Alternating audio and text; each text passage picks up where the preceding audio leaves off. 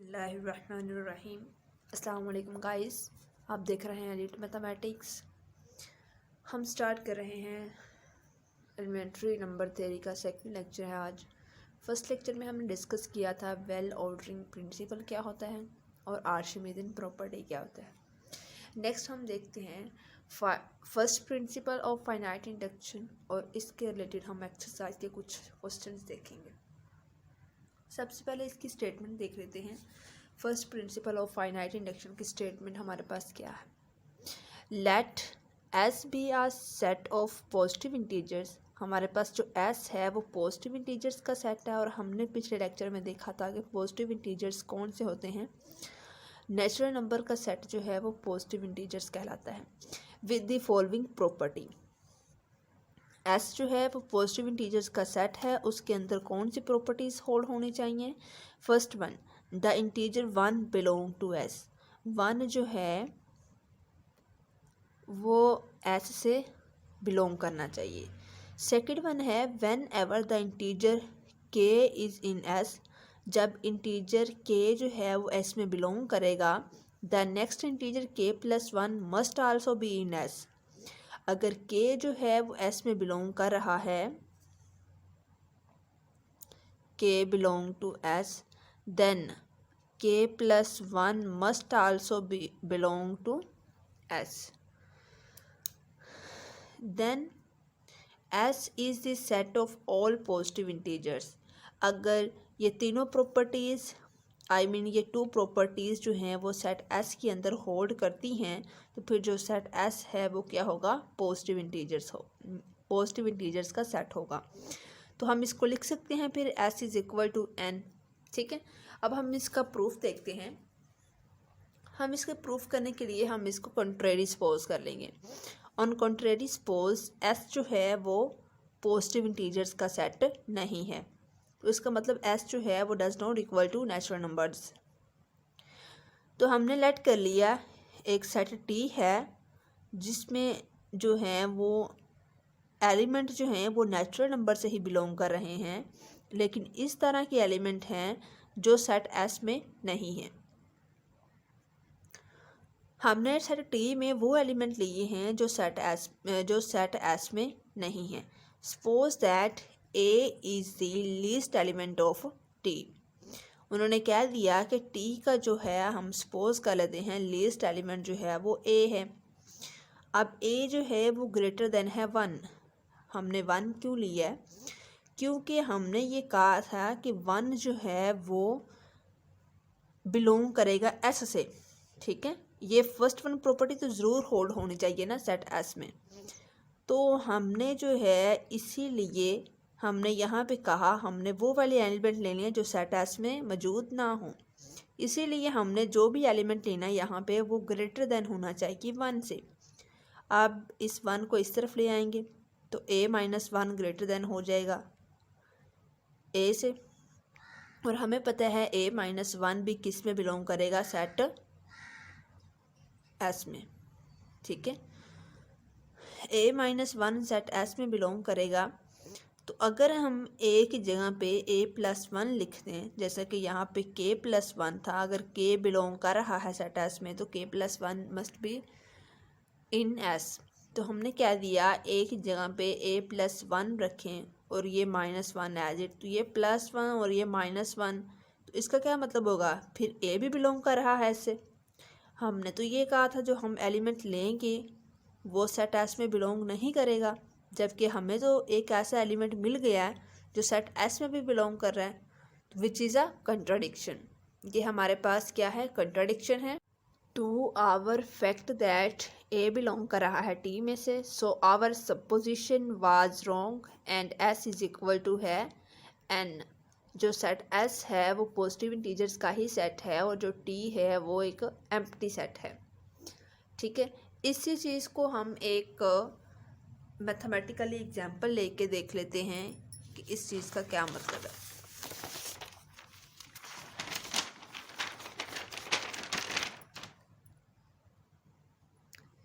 ये देखिए, हमने क्या कहा था, जो सेट s है वो सबसेट है नेचुरल नंबर्स का।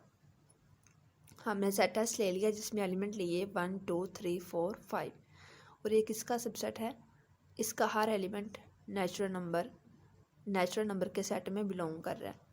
हमने कहा था कि हमने सेट टी में इस तरह के एलिमेंट लेने हैं जो कि नेचुरल नंबर से हों लेकिन वो सेट एस में ना हो।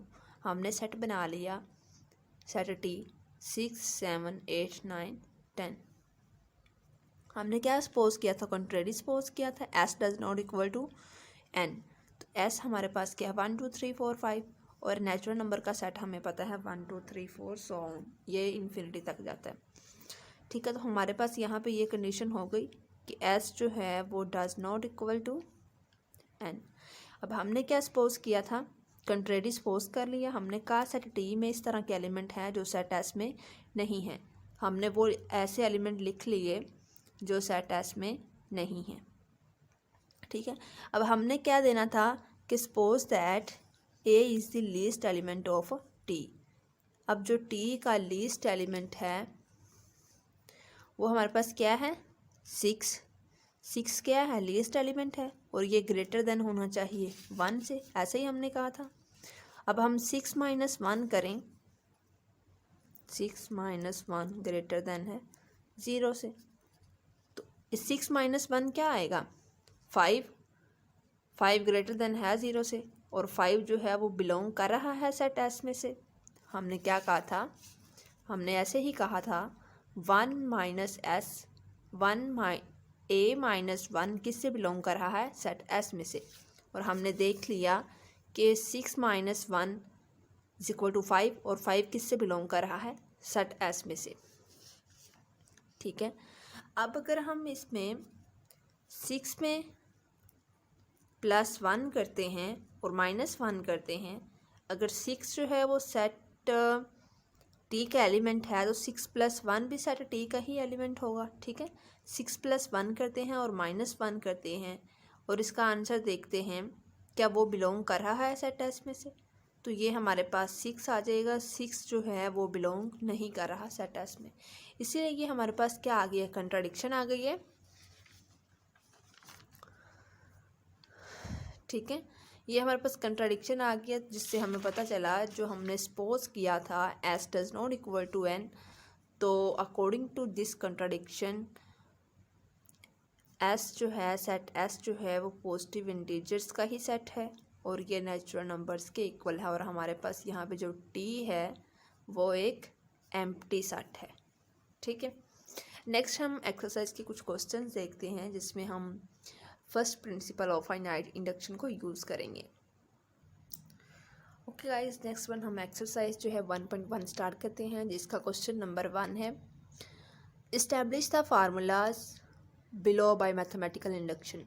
हमें कुछ फार्मूलेज गिवन है जिसको हमने मैथमेटिकल इंडक्शंस के ज़रिए उन स्टेटमेंट्स को करेक्ट प्रूव करना है। ठीक है, हमारे पास फर्स्ट वन है, ए पार्ट है 1 + 2 + 3 so on n = n × n + 1/2 for all n greater than equal than 1 के लिए।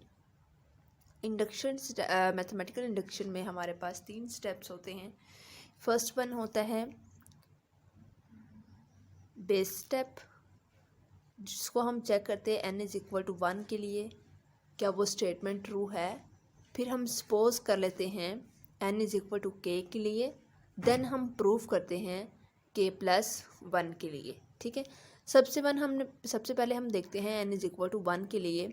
जब हम यहाँ पे n की जगह 1 पुट करेंगे और यहाँ पे भी n की जगह 1 पुट कर देंगे तो 1 × 1 + 1/2, 1 + 1 2/2 कैंसल आउट होके हमारे पास 1 आ जाएगा और ये ऑलरेडी 1 है, तो ये स्टेटमेंट जो है वो ट्रू हो गई फॉर n = 1 के लिए। अब हम सपोज करेंगे हाइपोथेसिस ऑन n = k के लिए। इस स्टेटमेंट में जहाँ जहाँ पे n है वहाँ पे k पुट कर देंगे। हमने k पुट कर दिया, ये हमारे पास इक्वेशन बन गई 1, क्योंकि इसको हमने इसलिए नेम दिया, इसको हमने नेक्स्ट यूज़ करना है। उसके बाद हम देखते हैं, अब हमने प्रूफ करना है n = k + 1 के लिए। जहाँ पे n है वहाँ पे k + 1 पुट कर देंगे, 1 + 2 + 3 सो ऑन k + 1। यहाँ पे हमने k + 1 किया है, इससे पीछे वाली टर्म जो है वो हमारे पास k ही आएगी, ठीक है। n की जगह पे k + 1 + 1 ओवर 2। अब हमने यूज़ करनी है इक्वेशन 1। अब ये इक्वेशन जो है हमारे पास यहाँ से लेकर यहाँ तक, इस सारे टर्म्स की जगह पे ये वाली वैल्यू हम यूज़ करेंगे, k × k + 1 ओवर 2 + k + 1। अब हम क्या करेंगे, इस टर्म को लेके ये चीज़ हम लेफ़्ट लेके चलेंगे और राइट भी ले आएंगे, या फिर इन दोनों को आपस में मल्टीप्लाई करके इनका आंसर जो है वो क्या करेंगे, इक्वल आ जाएगा। ये चीज़ हमने प्रूव कर दी, जो गिवन फार्मूला है वो क्या है, ट्रू है। नेक्स्ट हमारे पास है बी सी डी पार्ट्स, वो भी बिल्कुल एज इट ऐसे ही होने हैं। हम ई पार्ट देख लेते हैं, इस पे भी हमने बिल्कुल वही स्टेप्स 3 स्टेप्स अप्लाई करने हैं। सबसे पहले हमने n = 1 के लिए स्टेटमेंट को चेक करना है क्या वो ट्रू है। नेक्स्ट हमने n = k के लिए सपोज कर लेना है। नेक्स्ट हमने k + 1 के लिए इसी स्टेटमेंट को प्रूव करना है। चलिए स्टार्ट करते हैं। बेसिस ऑन n = 1, n = 1 के लिए हमने n की जगह पे 1 पुट कर दिया और 1 का क्यूब = 1 + 1 ओवर 2। ये 2 ओवर 2 कैंसिल आउट होके 1 आ जाएगा, 1 का स्क्वायर = 1। अब हमने हाइपोथेसिस क्या किया, n = k। n की जगह पे हमने k पुट कर दिया, k का क्यूब k + 1 ओवर 2 का होल स्क्वायर। ये हमने क्या किया है, सपोज किया है, इसको इक्वेशन नंबर 1 का नेम दे दिया। अब हमने प्रूव करना है n = k + 1 के लिए, तो हम यहाँ पे पुट करेंगे k + 1 का cube into k + 1 + 1 over 2 whole square, ठीक है। अब हम इक्वेशन 1 का यूज़ करना है। इक्वेशन 1 कहाँ पे यूज़ होगी, इस टर्म पे। इसकी जगह पे हमारे पास ये वाली वैल्यूज़ आ जाएगी, k × k + 1 over 2, k × k + 1 over 2 का स्क्वायर प्लस k + 1 का cube = k + 1 k + 2 over 2 whole square. इसकी हम लेफ़्ट हैंड साइड लेके चलते हैं और राइट हैंड साइड प्रूव कर देंगे। यहाँ पे देखें, k × k + 1 over 2 whole square plus k + 1 का क्यूब। अब यहाँ पे इसका स्क्वायर जो है वो हम ओपन करते हैं, ये k का स्क्वायर k + 1 का स्क्वायर ओवर 4। अब यहाँ पे हमारे पास क्या है, k + 1 का क्यूब, तो हम k + 1 का होल स्क्वायर को कॉमन ले लेंगे, तो यहाँ पे k का स्क्वायर बचेगा और 4 हमने एलसीएम भी ले लिया, तो 4 इसके साथ मल्टीप्लाई हो जाएगा, 4 × k + 1। अब इस 4 को अंदर मल्टीप्लाई कर दिया। इसको मल्टीप्लाई करने के बाद हमने इसका फैक्टर्स बना लिए। इसके हमारे पास फैक्टर्स बने हैं k + 2 और k + 2, यानी कि k + 2 का होल स्क्वायर आ जाएगा ओवर 4। अब ये सभी का स्क्वायर जो है वो हम होल स्क्वायर कर लेते हैं, k + 1 k + 2 ओवर 2 का होल स्क्वायर। अब ये हमारे पास राइट हैंड साइड के इक्वल प्रूव हो गया। नेक्स्ट हमारे पास है question number 2। If r does not = 1 show that for any positive integer n a + r + ar² + so on arn = a × rn + 1 - 1 over r - 1। इसी को भी हमने प्रूव करना है कि यह स्टेटमेंट बिल्कुल ठीक है। तो हम इसके लिए क्या करेंगे, मैथमेटिकल इंडक्शन का प्रिंसिपल यूज़ करेंगे। उसमें हम क्या करते थे, 3 स्टेप करते थे। सबसे पहले हमने स्टेप 1 में क्या करना था, n = 1 के लिए स्टेटमेंट को ट्रू प्रूव करना है। तो हमने जहाँ पे भी n है वहाँ पे 1 पुट कर देंगे, ठीक है। यहाँ पे हमने जब r की जगह n की जगह पे 1 पुट किया तो ये ar, और हमने देखना है इस सीरीज़ में ar यहाँ पे आ रहा है, यानी कि ये फर्स्ट 2 टर्म्स हमारे पास आएंगे, ठीक है। Into a r⁴n n is equal to था 1, 1 + 1 2 हो जाएगा, -1/r-1। और हमें पता है यहाँ पे हम फार्मूला यूज़ करेंगे a² - b² is equal to a - b into a + b।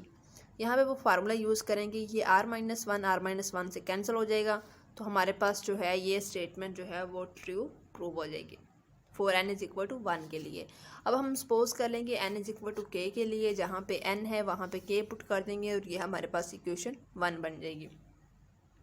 Next हमने क्या करना है, प्रूव करना है k + 1 के लिए। तो हमने n की जगह पे क्या पुट कर दिया, k + 1 इंटू k + 1 -1/r-1। अब हम इस सारे टर्म की जगह पे इक्वेशन 1 यूज़ करेंगे।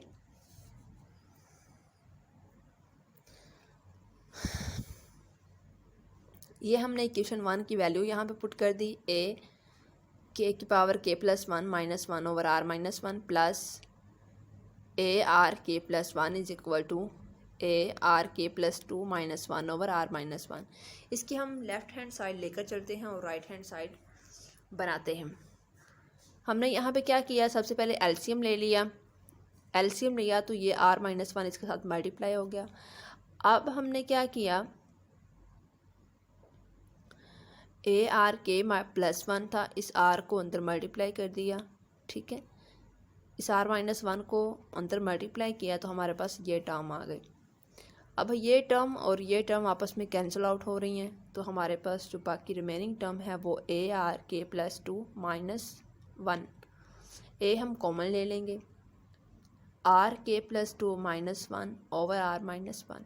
ये राइट हैंड साइड के इक्वल प्रूव हो गई। यही हमने क्या करना था, प्रूव करना था।